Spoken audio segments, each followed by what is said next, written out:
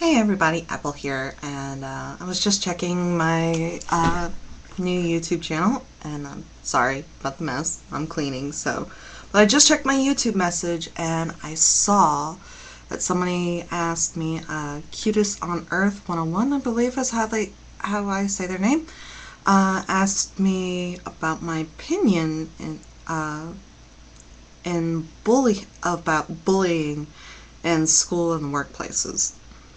Um, I want to make this clear. I want to bring this out. I mentioned in my last video that I used to suffer from suicidal tendencies, and the reason being is because I was bullied horribly in middle school. Just every single day, going to school and pretty much crying every single day.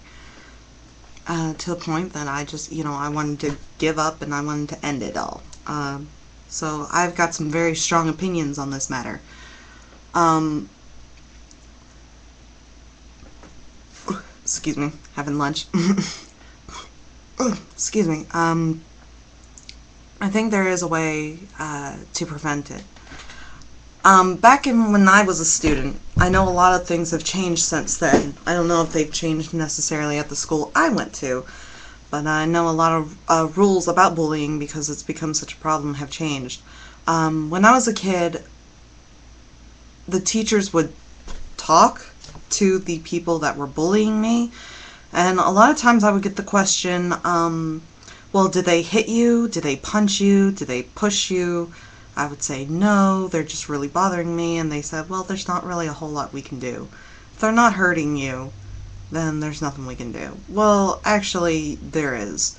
You can give that child detention that's bullying another child, and, make them write lines, do something, because that's disrupting, and because that disrupted my educational experience. My grades were slipping so bad. I think a lot of times, I don't want to say necessarily like sensitivity training or anything like that, because I find, I don't really like the whole idea of sensitivity training. It's a good theory, but I don't think it really helps. However, I've seen the show on MTV, and I don't really like MTV all that often, but I did have to admire them with this show, which was If You Only Knew Me, I think it was called. I think that's a good idea, that you get kids to sit in a group, like maybe for a couple of hours, one day out of the school year, and you get kids from different groups. They're not sitting with their friends, they're sitting with people, maybe even people that have bullied them, or people who are bullies themselves. And you can talk about how you feel. And, because I don't know, maybe I would like to think that if the kids knew that I was ready to take a knife to my heart, that they would probably stop. But I do have to say, if you're being bullied at school, I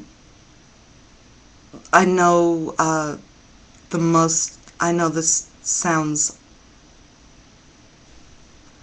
it's hard for me to say because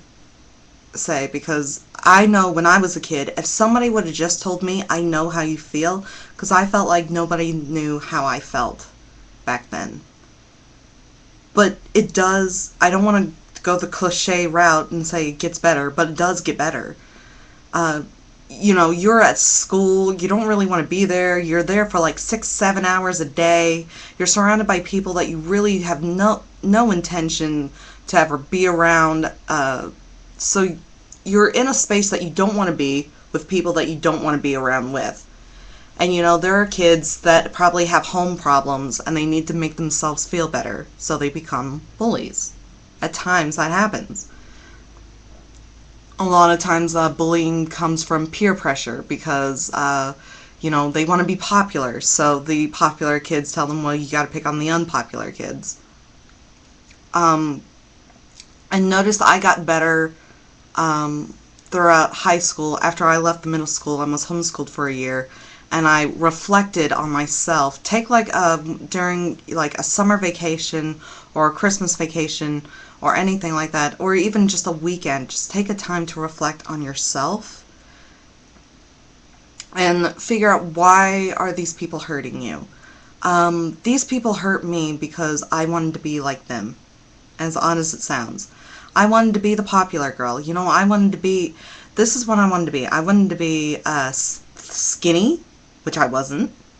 I wanted to be a straight A student, which I wasn't. I wanted to be a cheerleader, which I wasn't. I wanted to be, Miss Preppy and, all these friends and listen to the cool music and watch the cool movies and do all the cool things that all the cool kids were doing, and I had to reflect on myself and realize that just wasn't me.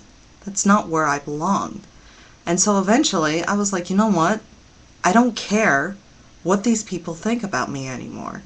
If they don't want to be my friend for who I am, because they definitely didn't want to be my friend for somebody I was trying to be.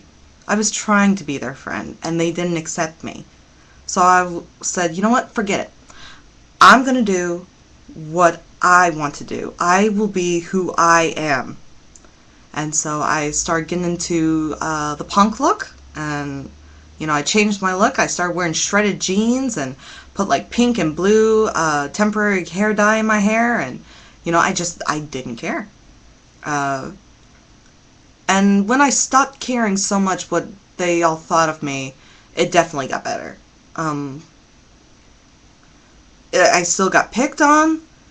I still got picked on. I mean, that's the thing. When you go to school, it's something that it's hard to avoid. Definitely tell your teacher if you're getting picked on, because the rules have changed. There's a lot of schools have zero tolerance policies on bullying, to where it's not going to fly.